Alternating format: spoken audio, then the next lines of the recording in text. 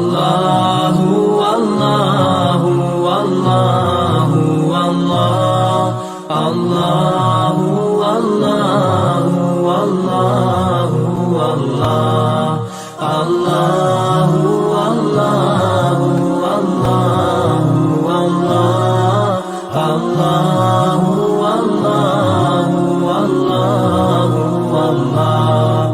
As I look to nature's beauty, dazzled am I, knowing everything calls on you, the Lord Most High.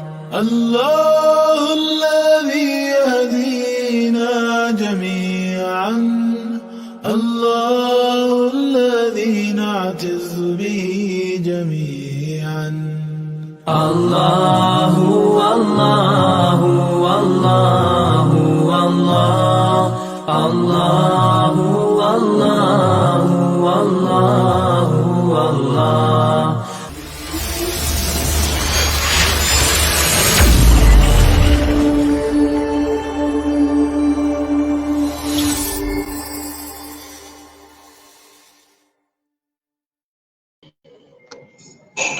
Okey, Assalamualaikum warahmatullahi wabarakatuh. Selamat kembali dalam rancangan Salam Chit Chat bersama dengan dai dan juga selebriti jemputan kita pada hari ini yang tidak asing lagi dan popular di kalangan masyarakat seluruhnya di Malaysia, yang biasa keluar dekat TV9, Tanyalah Ustaz, dan juga program-program agama seperti Al-Kuliah, tidak lain tidak bukan Al-Fadhil Ustaz Mak Isa bin Rahman, atau dikenali sebagai Tok Ku Pasir Gudang kalau di Johor. Sebab Ustaz ni glamour dekat Johor, sebab duduk Johor. Ustaz Alhamdulillah Ustaz sihat?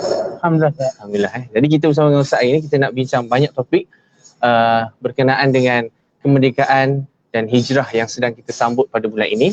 Sebab ramai orang yang bertanya, apakah yang perlu diisi sempena dengan sambutan hijrah dan juga kemerdekaan yang kita sambut selama 63 tahun. Khususnya di tanah air kita. Jadi Alhamdulillah sekarang kita berada di lokasi yang sangat menarik. Terima kasih kepada penaja Paya Bunga Square, Paya Bunga Hotel yang berada di Kuala Terengganu. Jadi kepada para penonton yang sedang menonton, jika anda berkunjung di Terengganu, bolehlah datang untuk check in dekat hotel ni, Paya Bunga Hotel, dengan harga yang berpatutan. Boleh search dekat Google berkenaan dengan info-info lanjut Paya Bunga Hotel, okey, di Kuala Terengganu. Jadi sebelum kita meneruskan live kita, saya nak minta kepada sidang penonton untuk tekan button like dan share sebelum kita meneruskan soalan yang kita akan ajukan, dan juga perkongsian menarik yang akan dikongsikan oleh Al-Fadhil Ustaz Mak Isa Rahman sebentar lagi. Jadi saya dah nampak ni nama-nama yang sedang masuk ni. Okey, Puan Rahayu binti Mak Yusof. Okey, Mok Uda Ahmad. Assalamualaikum Ustaz. Dan semua sahabat kuliah. Ni mana orang Johor ni? Orang Johor ni biasa terkenal dengan Tok Ku Pasir Gudang ni, Ustaz Mak Isa ni. Assalamualaikum Ustaz dan sahabat. Ilmu Alhamdulillah dapat bersama-sama safe datang untuk bersama live ni Ustaz, daripada Siti Hasina. Okay, share lagi. Kita nak pastikan ramai yang berkongsikan ilmu-ilmu bersama dengan Ustaz Mak Isa bin Rahman pada hari ini berkaitan dengan topik yang menarik sempena dengan sambutan hijrah dan juga kemerdekaan yang kita sambut di Malaysia pada tahun ini. Selama 63 tahun kita telah merdeka. Jadi Ustaz, soalan yang pertama Ustaz. Merdeka ni orang kata orang ingat bebas semata-mata. Okay? Jadi dalam Islam pun ada dia punya panduan dia, ada maksud dia, ada definisi tersendiri. Jadi adakah kita merdeka ni terlepas daripada penjajahan, dibelenggu penjajah, ataupun merdeka pun maksud dari sudut Islam? Terutamanya kita nak tarik orang muda untuk kita pahatkan dalam agama Islam ni. Silakan.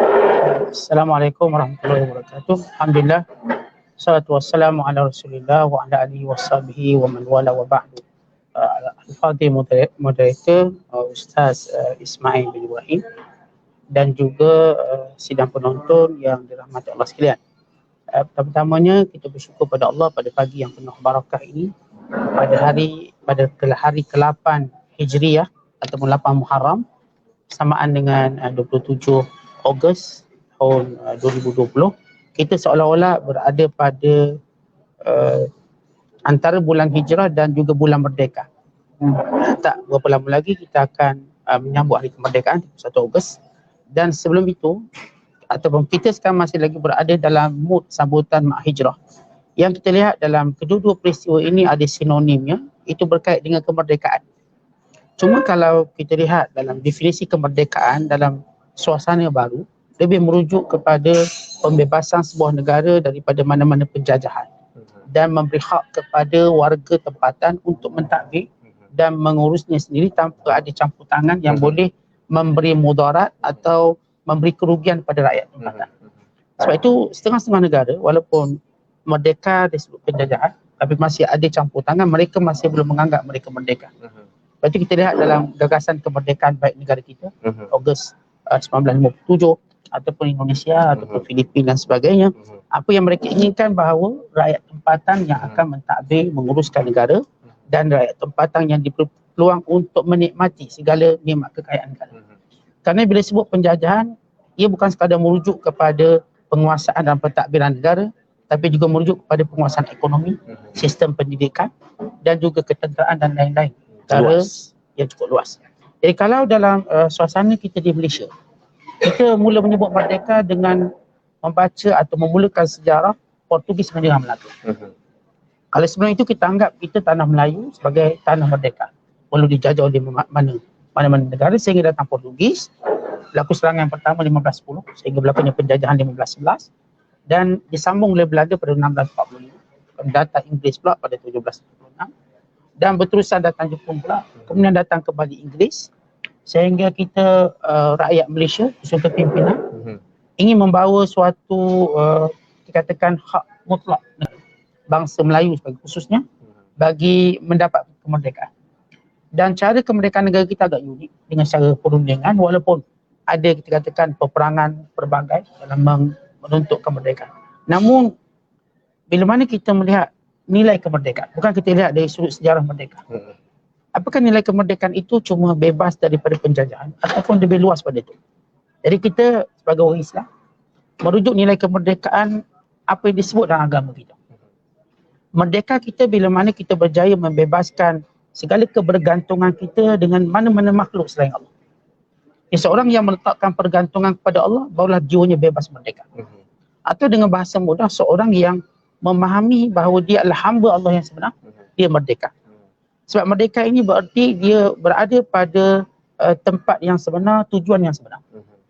Kalau sekiranya kita tidak memahami tujuan kita sebenar, kita tidak dianggap merdeka.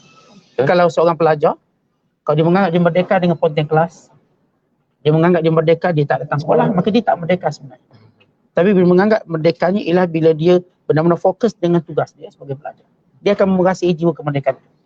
Sama juga warga Malaysia, kalau hanya menganggap bahawa tidak ada Inggeris di sini, ada kuasa penjajah, tapi dia tidak memahami apa tugas dan peranannya sebagai warga negara, dia belum merdeka. Jadi sebagai seorang hamba Allah, bila kita faham apa tugas kita, apa peranan kita sebagai seorang hamba Allah, maka kita akan rasa jiwa merdeka. Apa itu jiwa merdeka? Kita tak akan terhina dengan mana-mana makhluk. Kita akan sentiasa senang, lapang dada, terbuka, redha, sabar, syukur. Dengan kata lain kita dapat mandiri ataupun bergantung, berdikari dengan diri kita. Tanpa memerlukan sokongan-sokongan lain secara mutlak. Kita bebas, hidup aman, tanpa ada ancaman, tekanan.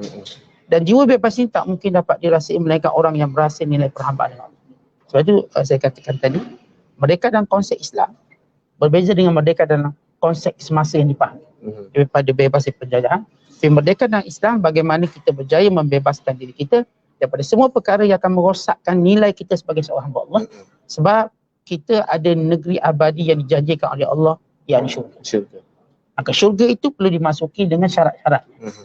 Syarat utama ialah orang yang akan masuk syurga ialah hamba Allah. Fadkhuli fi ibadi wadkhuli jannati. Jadilah hamba-Ku dan masuklah syurga. Selagi kita tidak berjaya membuktikan kita hamba Allah, kita tak layak masuk syurga. Allah. Terima kasih Ustaz perkongsian berkenaan dengan apa itu kemerdekaan yang patut kita fahami, yang patut kita tahu.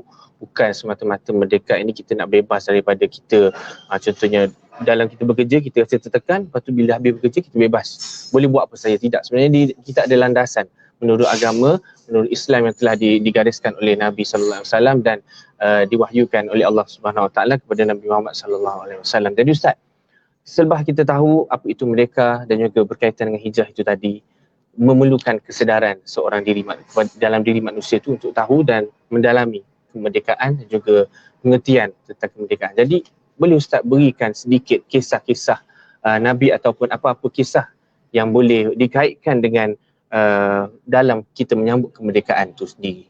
Baik. Tuan-tuan sedang penonton yang dirahmati Allah sekalian.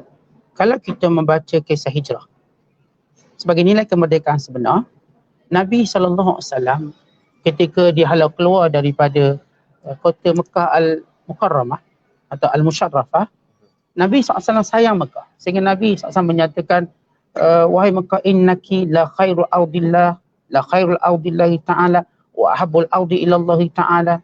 Laula, wahai Mekah, kamu negeri yang terpilih, negeri yang dicintai oleh Allah. Kalau tidak, laula anni ukhristu ma kharajtu. Laula anni, kalau tidak kerana mereka menghalau aku keluar, aku tak akan keluar.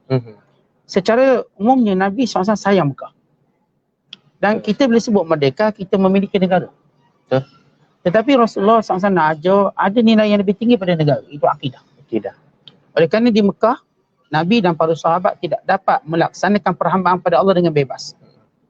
Setengah orang berfikir bahawa kami warga tempatan tidak bebas bertindak, dikacau oleh orang asing, maka kita belum merdeka. Sebab itu kita tak selesa dengan warga asing Indonesia ke Bangladesh atau sebagainya, tak selesa. Terutama bila mereka mengaku untuk ekonomi, mendapat kemudahan tertentu. Sebab kita rasa kita warga tempatan yang perlu dapat lebih banyak. Tetapi Islam ajar lebih pada itu. Bahawa yang paling tinggi ialah al-aqidatu aghla minal watan. Akidah lebih mulia daripada negara. Sebab itu Nabi SAW walaupun lahir di Mekah, membesar di Mekah, saudara mara kat Mekah, akhirnya baginda sallallahu alaihi wasallam berhijrah ke Madinah. Madinah bukanlah negara Nabi SAW.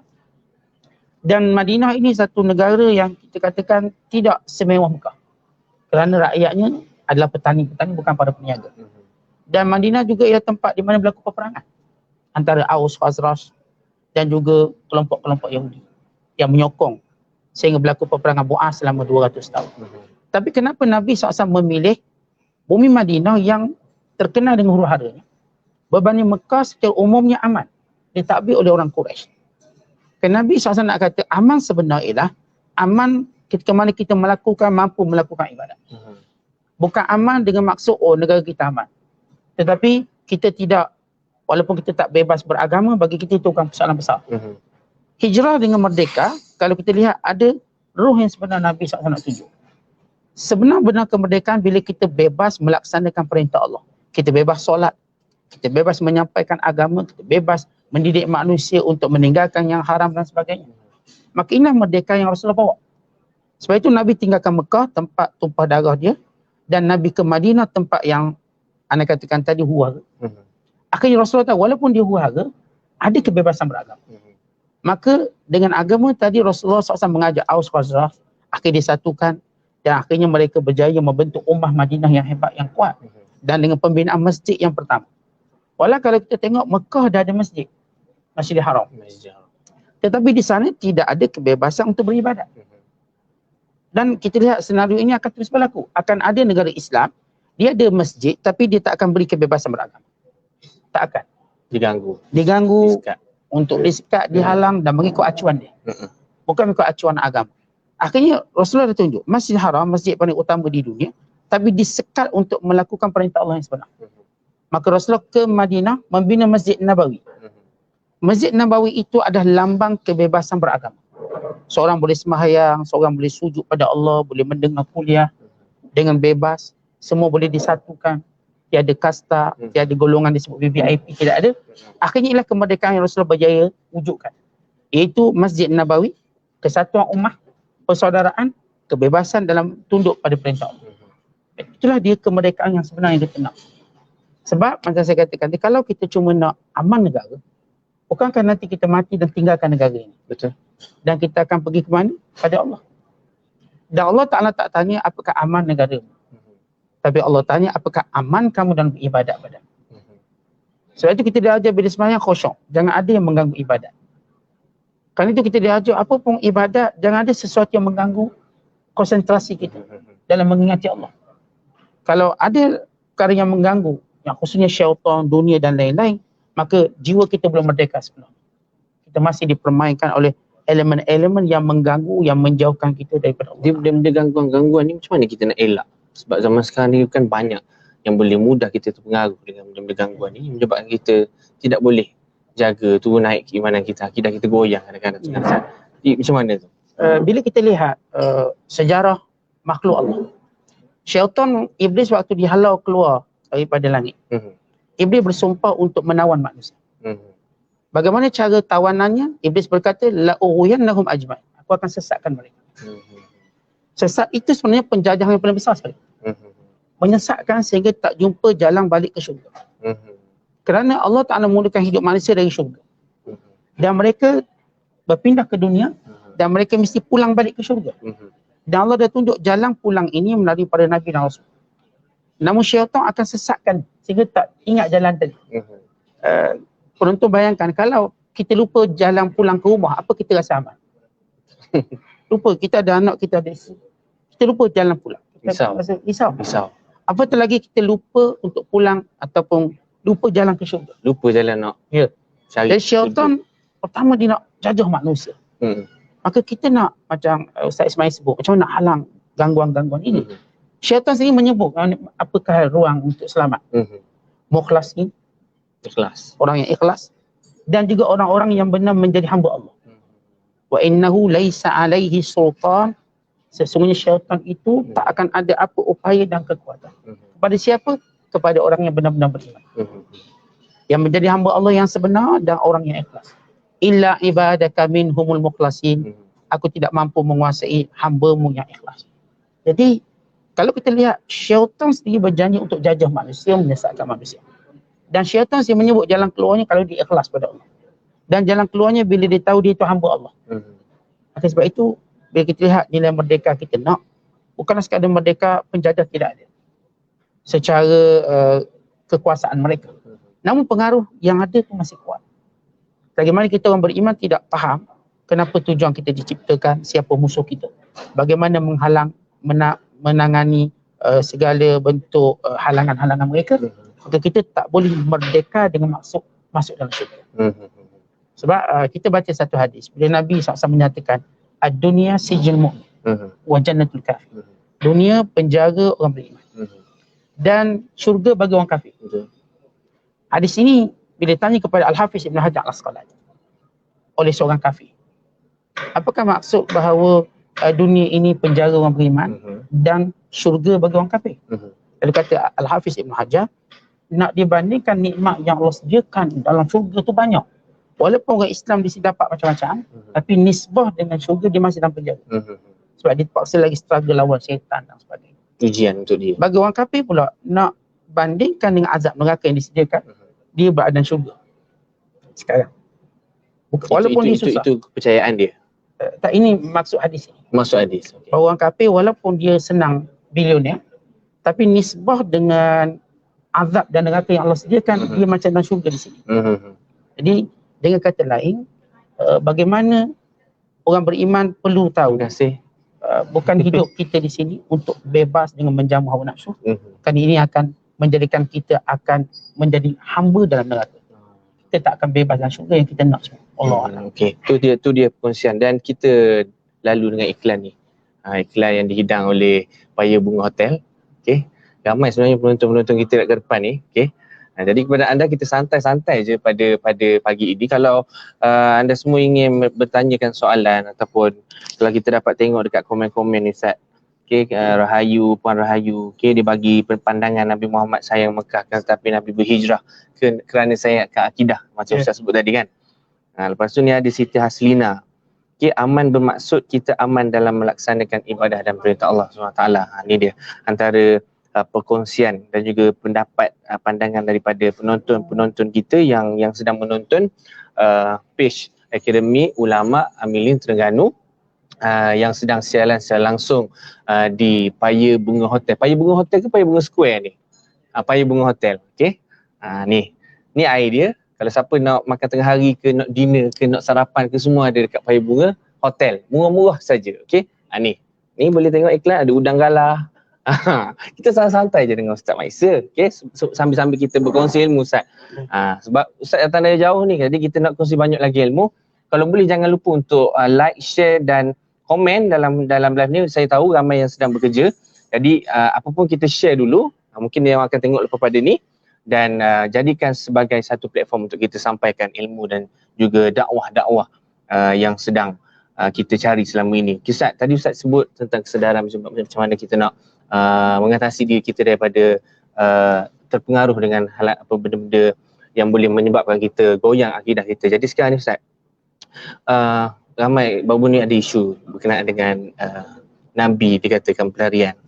Jadi minta maaf saya sebut benda ni, kalau sensitif saya minta maaf, cuma saya nakkan pencerahan dan juga mungkin ada di sana yang keliru sama ada Nabi di pelarian ataupun bagaimana hijrah Nabi itu, ataupun pendapat Ustaz, boleh Ustaz kongsikan.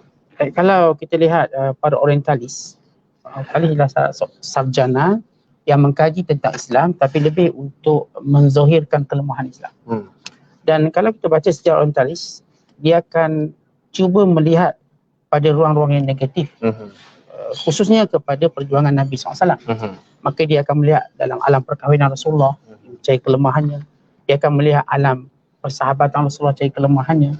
Dan dia juga lihat dari sudut alam perjuangan Nabi SAW. Antaranya ialah menjadi sasar mereka tentang hijrah. Mereka lah yang mengatakan orientalis, yang memulakan mengatakan Rasulullah ini melarikan diri. Rasulullah ini seorang yang penakut. Rasulullah ini seorang yang begini-begini. Bukanlah seorang yang benar-benar, itu kata mereka. Ya, benar-benar berdarah perjuang. Kerana perjuang sebenar, kata mereka tidak meninggalkan negara. Walaupun di penjara. Seperti Nelson Mandela. Seperti contoh-contoh yang banyak tak terbunuh di negara tersebut. Maka di sini kerana mereka tidak faham bahawa Nabi SAW bukan melarikan diri. Kerana proses dakwah Rasulullah di Mekah dengan pelbagai bentuk azab, dengan pelbagai bentuk ancaman, dengan pelbagai bentuk pembunuhan yang berlaku. Dan kita tahu sebahagian tokoh-tokoh Islam dibunuh, seperti Sumayyah, seperti Yasir, dan yang didera begitu ramai, seperti Bilal bin Rabah, Amir bin Fuhairah, bahkan Uthman bin Affan, Mus'ab bin Umair. Bagaimana ceritakan Mus'ab bin Umair ditangkap, ditelanjangkan, diambil kembali segala kekayaan diberikan, sehingga Mus'ab bin Umair terpaksa memakai guni-guni sebagai pakaian. Dan kisah Uthman bin Affan, bagaimana dia diikat oleh pak saudara dia, oleh keluarganya, sehingga Uthman berjaya membebaskan diri, keluar daripada Mekah. Jadi kalau Nabi SAW nak melarikan diri, Nabi melarikan diri pada awal lagi.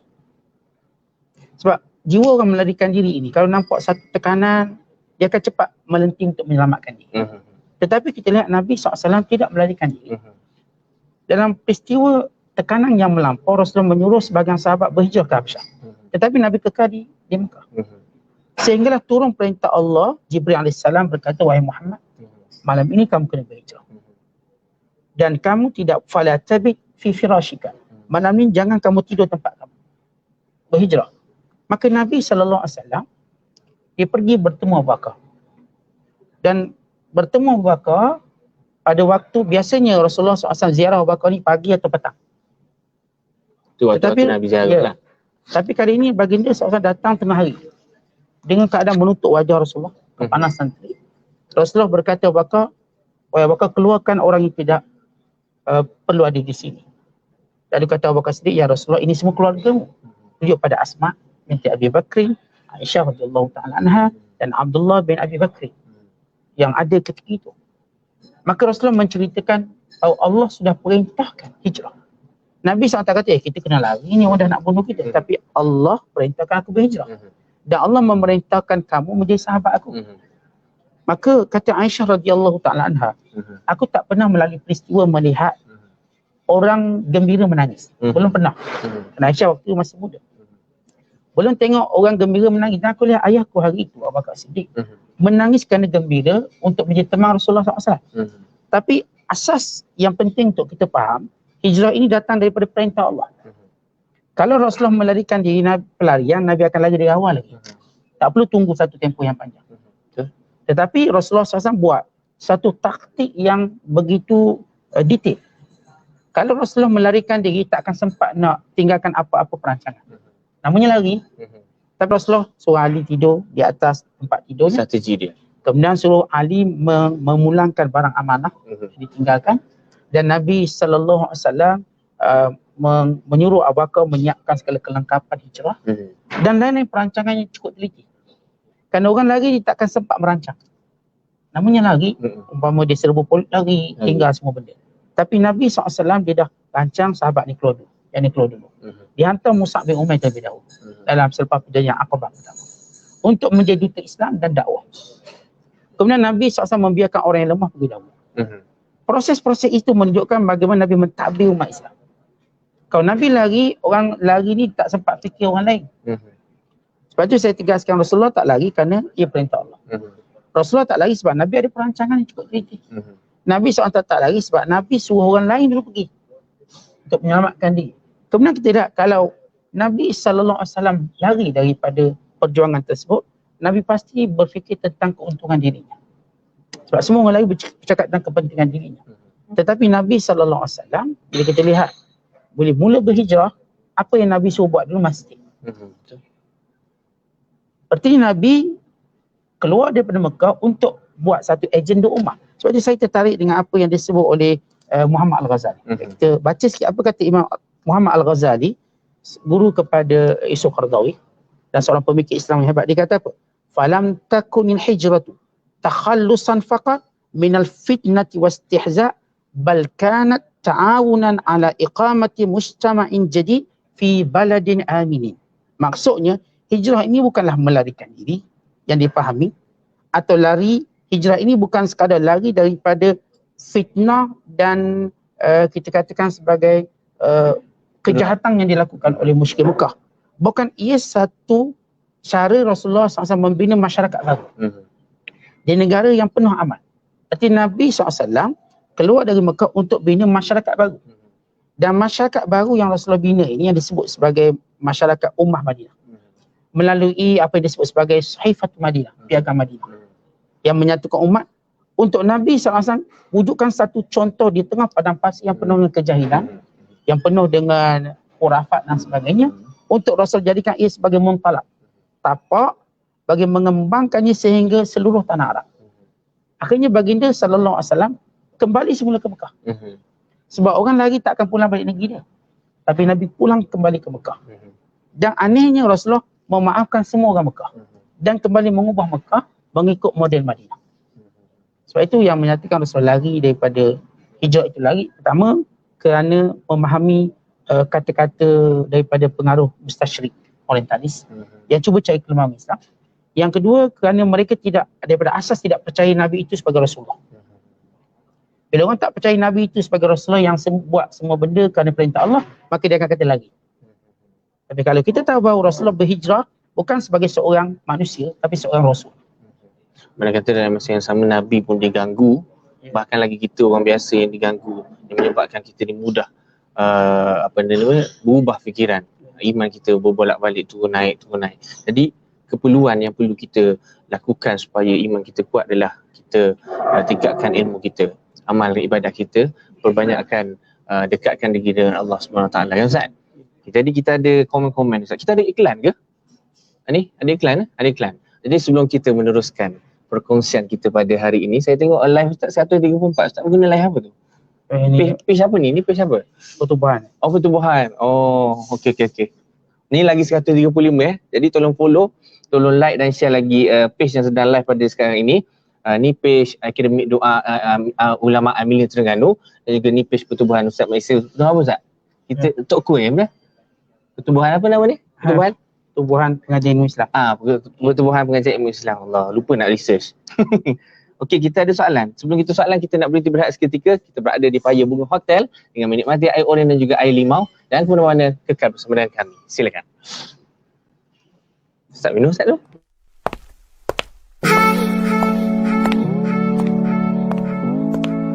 Hai, Assalamualaikum.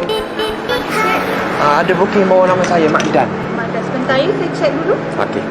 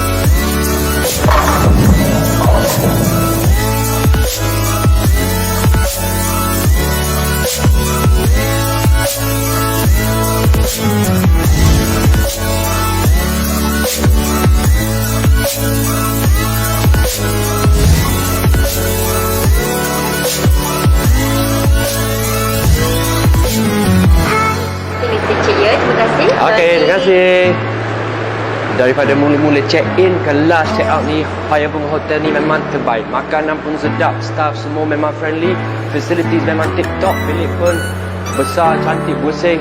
Apa lagi nak? Saya dah rasa dah. Awak tunggu apa lagi? Okay, bye. Jom.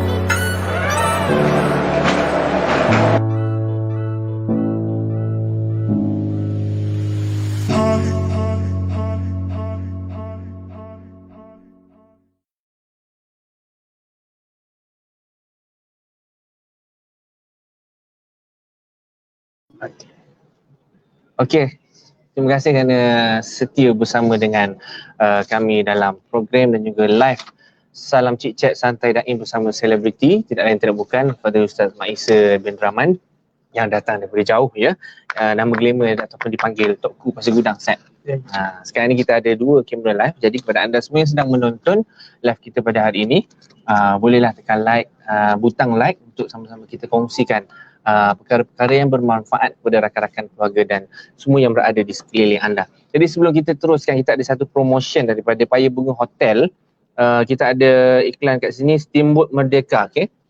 Steamboat Merdeka, kalau anda tengok tadi iklan yang kita paparkan di skrin telefon anda tadi, itulah dia Paya Bunga Hotel dengan keindahan kolam di tingkat 11. Anda boleh mandi bawa keluarga Ustaz. Kalau ada keluarga boleh bawa sini sekali ya. Mungkin Ustaz free kot, dia nak bagi. Jadi ni Steamboat Merdeka dengan harga RM48 kalau anda ingin menikmati. Steamboat Merdeka ni apa? Syahid, Steamboat Merdeka ni apa? Makan dinner. Kita tanya macam tu, kita santai je. Kemudian kita ada candlelight, candlelight dinner berharga RM350 dengan pelbagai menu-menu yang menarik. Kita ada trio appetizer, soup, main course dan juga dessert. Selain itu kita ada high tea, petai dengan ayam berempah. Okey.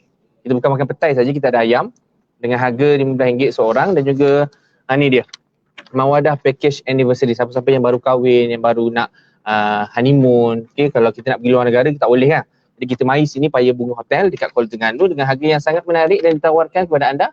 Junior Suite RM588 satu malam, Executive Suite RM688. Dengan package-package menarik, kita ada breakfast, kita ada room deco, candlelight, sparkling juice, hotel door gift dan juga slide cake dan pelbagai lagi. Jadi kepada anda yang inginkan maklumat lanjut, bolehlah hubungi 09600 6688 ataupun boleh pergi ke Facebook Paya Bunga Hotel Terengganu ataupun Instagram Paya Bunga Hotel Terengganu ataupun lawan web www.payabungahotel.com. Okey, jadi itu saja untuk promosi yang kita bagi tahu kepada anda untuk kita sama-sama datang Terengganu, bercuti di Kuala Terengganu. Okey Ustaz, ada soalan dekat live kita ni daripada Nur Fahiza Yunus. Okey Ustaz.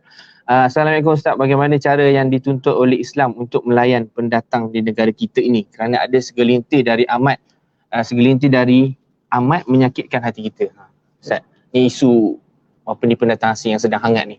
Kadang-kadang dia orang datang ni menyakitkan hati. Kadang-kadang ada yang baik, ada yang menyakitkan hati. Jadi macam mana Ustaz kita nak layan dengan cara yang berhikmah yang diajar oleh Islam Ustaz? Baik, kalau kita baca tentang negara-negara yang wujud di dunia, selepas wujudnya Perang Dunia yang pertama, kita lihat bagaimana kecenderungan untuk mewujudkan apa yang disebut sebagai nation state, negara bangsa. Negara bangsa memberi maksud memberi segala kelebihan keutamaan kepada rakyat tempatan. Dan menafikan mana-mana pendatang, mana-mana yang mengunjungi baik secara haram ataupun secara sebagai pekerja. Maka dinafikan banyak hak dia.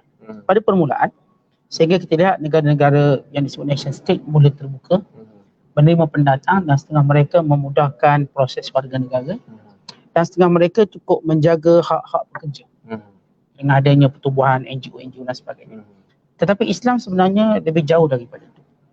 Kalau kita lihat Nabi SAW bila dia membina negara Merdeka Madinah, negara itu disebut sebagai negara Islam dan negara umat Madinah. Dalam definisi umat Madinah ialah siapa sahaja yang sanggup mentaati undang-undang piagam perlembagaan negara Madinah. Dan siapa sahaja yang menceroboh undang-undang tersebut akan diambil tindakan. Sama ada di kalangan orang Yahudi ataupun di kalangan orang bukan Islam dan sebagainya. Jadi cuma bedanya bila orang Islam sendiri, orang Islam, dia tidak akan disebut tak akan dihalau keluar dari negara mereka. Sebab itu negara mereka. Tetapi bagi orang yang lain, mungkin dia akan menjadi subjek untuk dihalau keluar bila melanggar peraturan dan sebagainya. Islam melihat semua orang diberi hak sebagai seorang Islam pertama, sebagai seorang manusia, dan diberikan keadilan. Kalau kita dalam sejarah Islam, kita ada kelompok hamba. Kelompok hamba ini yang datang daripada Habsyah dan lain-lain negara. Mereka kekal disebut sebagai hamba, bukanlah warga merdeka. Dan hamba ini dari peraturan dia, dia ada cara pakaian dia. Dan dia ada perkara-perkara yang perlu dipatuhi. Batas-batas dia. Batas-batas yang perlu diakui. Kalau sekiranya dia melanggar, dia boleh dihukum oleh tuan dia dulu. Tuan boleh menghukum dia. Dan kita lihat bagaimana hamba-hamba tadi juga Islam perintahkan supaya berlaku adil. Mana ketika itu hamba ni tidak tertakluk pada perintah kerajaan. Dia takluk pada perintah tuan dia, Tuan dia majikan dia, sahaja. yang akan menjaga sebagai wakil negara. Sebab tu kita lihat satu cerita yang menarik, Ustaz Ismail. Bila kita lihat Abu Dhar, dia berbalah dengan Bilal bin Rabah. Bila dia berbalah, dia menyebut tentang asal-usul Bilal. Wahai anak perempuan hitam, merujuk kepada hamba. Maka Bilal mengadu pada Nabi SAW. Maka Rasulullah menegur Abu Dhar. Nabi kata, ya Abu Dhar, innaka mru'un fika jahiliyah. Kamu ni orang yang ada perangai jahiliyah. Kamu kena tahu, seorang bila di Islam, dia adalah saudara kamu. Dia akan makan apa kamu makan dan pakai apa kamu pakai. Semenjak Abu Dhar ditegur, akhirnya hambanya dia beri pakaian yang sama dengan dia. Tak ada beza. Sehingga bila dia berjalan, orang tak tahu mana dia hamba, mana yang merdeka. Secara umumnya, negara Islam akan beri hak kepada siapa pun yang datang dengan mengikut peraturan. Tetapi kalau sekiranya dia tak mengikut peraturan, kita ada undang-undang yang akan menghukum mereka. Adapun kita sebagai Islam selama-lamanya kita diajar memberi nasihat. Benar, kita kadang-kadang tak selesa dengan warga negara tertentu. Lalu kita menafikan kenapa dia boleh berniaga, kenapa dia bebas. Iaitu ada, tuan rumah ada hak mempersoalkan. Sebab apa pun tuan rumah diberi keutamaan. Umpama contoh Ustaz Ismail, kita dalam keluarga, tiba-tiba ayah kita beri belanja kepada orang lain, beri duit pada orang, kita tak nafikan itu kebaikan. Tapi saya anak dia. Mana kebaikan untuk saya? Kalau kita telah dicukupkan, kita tak kisah. Jadi memang benar. Dia ada satu peribahasa, monyet disusukan tu apa?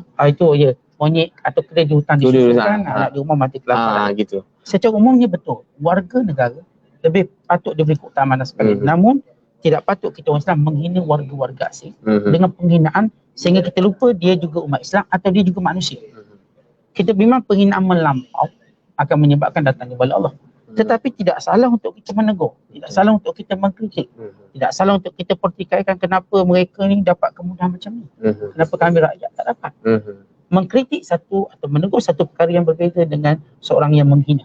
Ekstrim. Ya, bila menghina ini kita bimbang sebab setiap orang ada kedudukan di sisi Allah. Sebab kita sesama Islam. Ya, sesama Islam. Hatta kalau tak sesama Islam, dia juga manusia. Manusia. Yang perlu dia beri hak. Kalau kita baca hadis Nabi, kalau beri minum anjing pun dapat pahala. Dan kita diajar, kita pun tidak boleh menghina anjing. Oleh Quran jadi kita maki, tak boleh. Dan kita tidak boleh menghina sesiapa. Mana kita hormat. Jadi, hormat. Tetapi ini tidak menafikan hak untuk mengkritik. Hak untuk memberi pandangan, hak memberi pendapat dan hak untuk menyatakan siapa yang lebih berhak. Sebab itu dalam Islam contoh, harta pusaka. Harta pusaka yang berhak ialah warisnya. Orang lain walaupun dia miskin, dia tak berhak sebab itu hak harta pusaka. Sama juga negara, negara mungkin ada hak untuk warganya. Maka warga negara berhak mendapat hak-hak ini.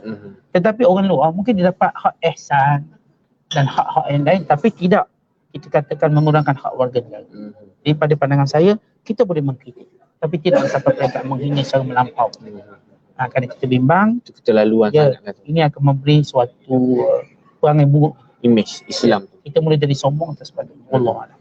Jadi itulah dia rasanya jawapan yang telah dijawab oleh Ustaz berkenaan dengan soalan yang diajukan oleh Puan Siti Hasina tadi dalam live kita ni. Jadi kepada anda, kita masih lagi menyeru kepada anda untuk mengongsikan ataupun tekan butang like dan juga share untuk kita sama-sama kongsikan page ini, dan juga jangan lupa untuk follow ya.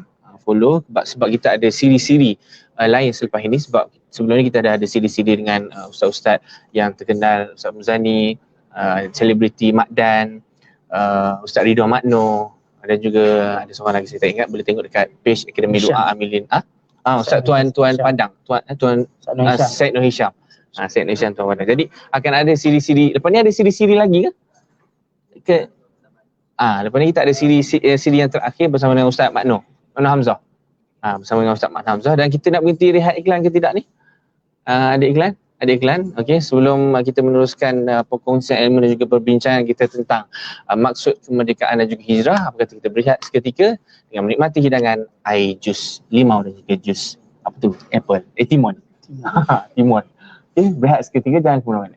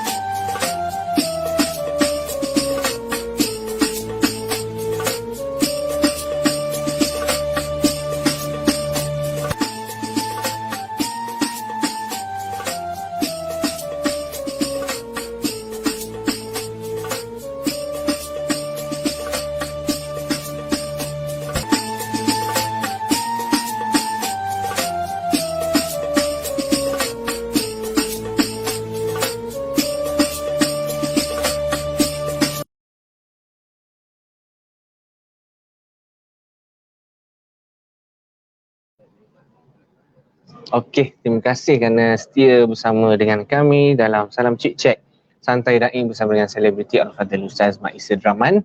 Dan sekarang kita berada di lokasi Paya Bunga Hotel, Kuala Terengganu. Jadi kepada anda yang ingin bercuti bersama dengan keluarga dan juga rakan-rakan yang datang dan berkunjung di negeri Terengganu, bolehlah menginap di Hotel Paya Bunga Hotel ini di Kuala Terengganu dengan harga yang sangat berpatutan dan keselesaan yang sangat hebat disediakan oleh Paya Bunga Hotel Kuala Terengganu.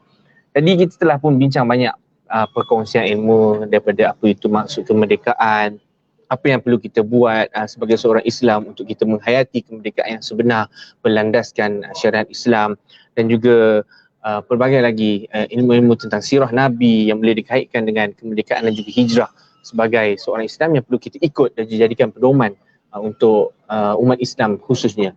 Di Ustaz yang terakhir kita dalam segmen terakhir ni, apakah yang perlu kita buat sebagai seorang Islam, terutamanya anak-anak muda? Biasanya kalau merdeka ni, malam merdeka ni dia orang fly datang jalan raya, buat konsert, main disco, club dan sebagainya. Tapi COVID ni mungkin kurang sikit lah. Cuma hot sebelum-sebelum ni, mungkin ada juga time COVID ni. Cuma bagi cadangan Ustaz lah, apa yang perlu mereka buat untuk anak-anak muda ni, supaya jiwa-jiwa mereka ni bersih daripada anasi-anasi yang tidak elok, untuk kita mencapai keridaan Allah Subhanahu Wa Taala.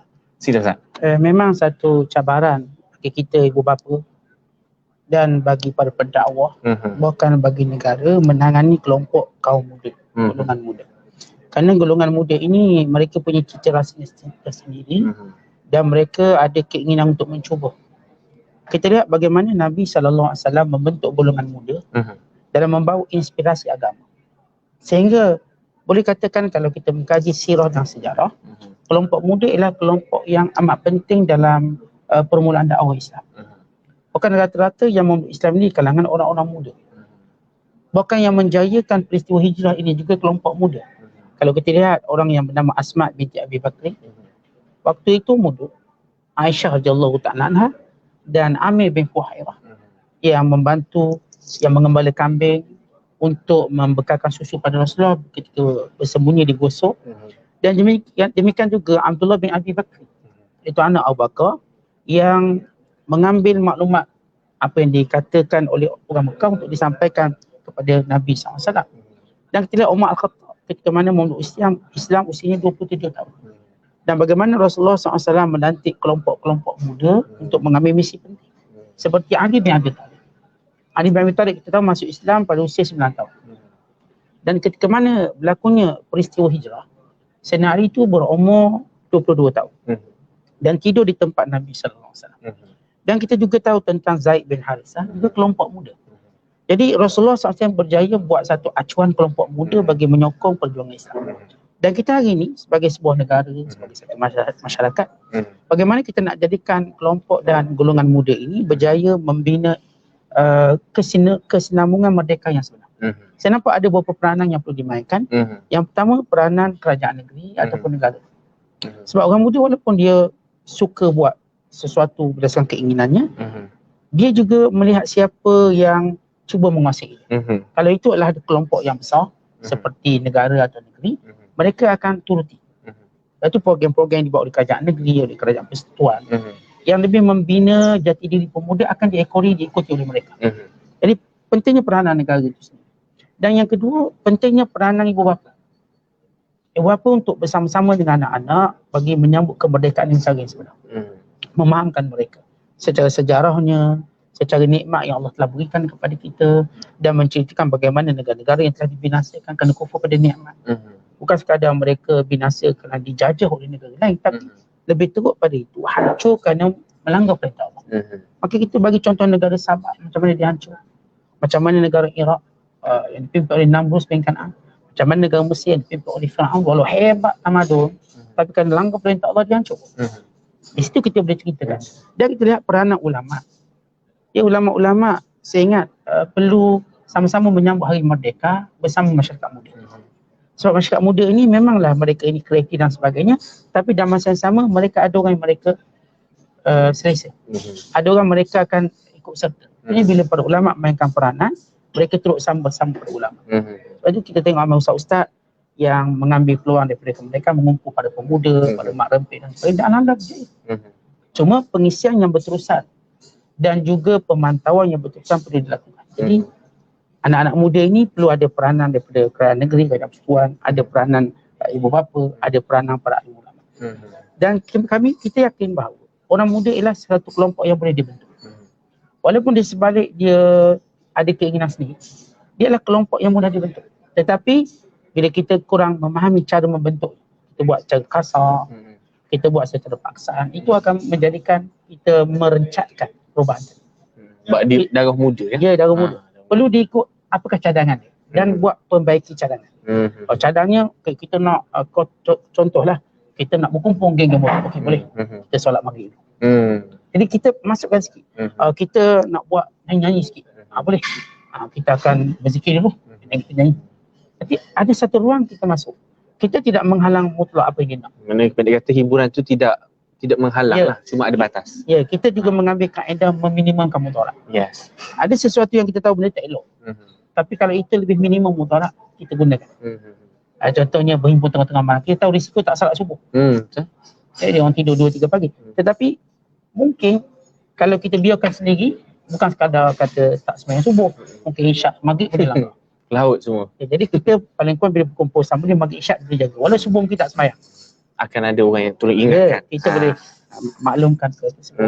Jadi situ secara cadangannya kita meraihkan pandangan pendapat orang muda, tapi kita akan masuk sebahagian daripada pandangan kita dan mengambil kaedah minimum mudarat.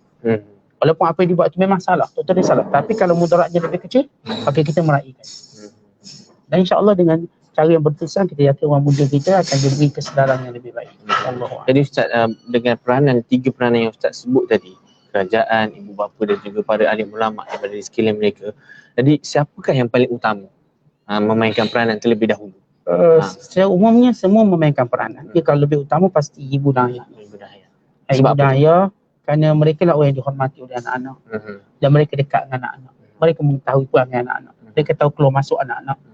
Dan doa mereka mustajab kepada anak-anak. Dan sentimen anak-anak pun bila ni mak, ini ayah, mereka mengambil kira. Jadi saya ingat mungkin kita pada asatidzah ustaz-ustaz boleh kumpulkan mak ayah untuk bercakap tentang bagaimana pengisian kemerdekaan untuk anak-anak muda. Dengan kepahaman mak ayah, dia boleh berikan pada anak-anak. Kadang-kadang mak ayah pun zero, tak tahu apa-apa. Salah satu program yang boleh dianjurkan, seminar lah. Sebelum kita cerita tentang anak muda, kita tangkap dia punya mak ayah dia punya sarang dia dulu. Sarang ni lah mak ayah dia. Sebab ramai sekarang kan ibu bapa kadang-kadang bila tengok anak ni perangai tidak elok, sebagai contoh di sekolah ke ataupun di mana-mana tempat, dia akan menyalahkan orang dulu. Maknanya susah untuk mereka menerima hakikat bahawa anak mereka ni berperangai sebegini. Jadi secara asasnya adalah ibu bapa perlu sedar, maknanya agama itu penting. kesedaran agama, ilmu pengetahuan dan juga perhatian terhadap anak-anak yang lebih maksimum dan juga optimum diperlukan untuk bagi memastikan anak-anak sehinggalah mereka ni ke peringkat umur pemuda dan juga dewasa, supaya mereka bergerak ke arah yang betul dan tidak terjerumus ke landasan dan juga lembah maksiat yang kita tak maulah, dan memastikan mereka ini mendapat pandangan masyarakat yang baik-baik, supaya boleh melapis masa depan negara, terutamanya anak-anak muda yang kita sasarkan pada hari ini. Jadi terima kasih Ustaz kerana sudi. Saya tak ada soalan dah. Tak ada soalan dah. Terima kasih kepada Ustaz Maisir bin Rahman kerana sudi bersama dengan kita pada hari ini dalam rancangan Salam Cik Chat Da'i bersama dengan selebriti yang diajukan oleh Akademi Didik Ulama Amilin Terengganu ataupun nama singkatannya Doa Terengganu. Jangan lupa untuk like dan juga share page ini dan pastikan follower page ini naik. Okey, sebab kita ada siri yang terakhir nanti bersama dengan Ustaz Muhammad Nur Hamzah yang merupakan Esko Dakwah Negeri Terengganu, yang merupakan program ini di bawah Esko Dakwah Negeri Terengganu, dan kita adakan beberapa siri untuk dikongsikan bersama dengan anda semua bagi menambah rohani anda semua semasa menyambut kemerdekaan dan juga hijrah yang sedang kita sambut pada hari ini. Semoga dengan apa yang dikongsikan menjadi manfaat kepada diri anda semua dan kepada diri kami selaku penganjur, dan kami mohon maaf di atas segala kekurangan yang dilakukan sepanjang live ini berlangsung. Dan terima kasih kepada semua penonton dan juga yang bertanya soalan-soalan. Jangan lupa untuk kekal selepas ini siri bersama dengan Ustaz Muhammad Hamzah. Terima kasih kepada lokasi kita, Paya Bunga Hotel, dan juga kru-kru yang berada di sini daripada staf-staf Akademi Ulama Amilin Terengganu, Doa Negeri Terengganu. Jadi setakat itu saja. Ustaz ada apa pesan? Ustaz ada pesan? Ni perkembangan Ustaz ke? Pesanan saya kepada para penonton dan kepada orang-orang yang akan share video ni, insya-Allah mudah-mudahan beri manfaat. Ialah kita benar-benar memahami nilai kemerdekaan sebenar sehingga kita boleh membebaskan diri kita daripada pengaruh syaitan, hawa nafsu dan pengaruh dunia, dan kita merdeka diri kita dengan mendapat redha Allah Ta'ala dan sekaligus menjadi asbab memberi syafaat kepada orang-orang yang kita sayang di hari akhirat kelak. Wallahu a'lam. Wallahu a'lam. Terima kasih sekali lagi kepada Al-Fadil Ustaz Maisir Rahman. Jadi itu saja pada hari ini, dan semoga anda diberkati oleh Allah SWT. Wabillahi taufiq wal hidayah. Wassalamualaikum warahmatullahi taala wabarakatuh. Salam.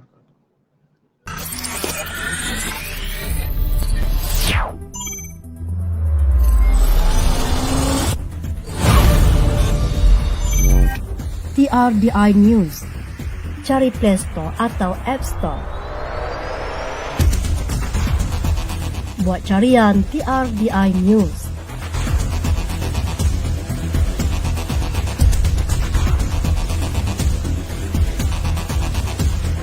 Tekan install. Buka aplikasi TRDI News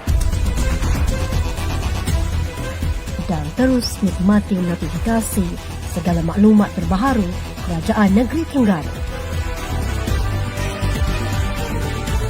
TRDI Apps, aplikasi Terengganu Darul Iman, sebuah portal maklumat Kerajaan Negeri Terengganu, cakna, tepat dan terkini.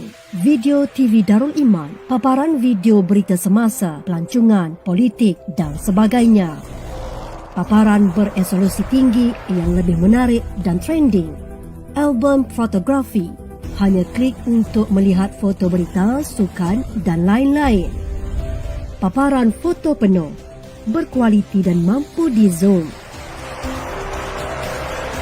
Turut disediakan podcast TRDI.